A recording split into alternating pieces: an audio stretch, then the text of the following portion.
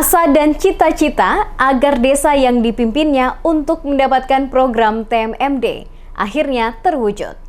Kepala Desa Ketapang, M. Niam, mengaku butuh waktu 5 tahun, akhirnya terrealisasi. Kepala Desa Ketapang, Kecamatan Susukan, Kabupaten Semarang, M. Niam mengaku jika pembangunan program TMMD reguler 110 Kodim 0714 Salatiga yang sudah berjalan di desanya saat ini sempat ditunggu-tunggu selama bertahun-tahun. Ditunggunya program yang dikerjakan oleh Kodim 0714 Salatiga bersama rakyat ini, karena pihak desa sudah tak sabar dengan adanya pembangunan. M. Niam menyatakan harus menunggu sekitar 5 tahun lalu.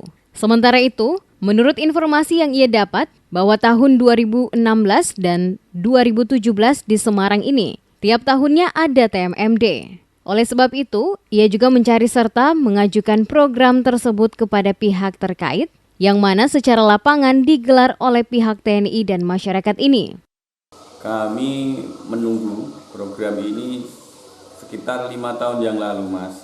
Jadi di tahun 2016-2017 kita mendengar di Kabupaten Semarang ini tiap tahunnya ada program TMMD. Maka dari itu kami juga akhirnya berusaha untuk mencari program TMMD itu ke beberapa dinas. Akhirnya kita ketemu lewat Dispermasdes Kabupaten Semarang, kita mengajukan pengajuan TMMD tersebut.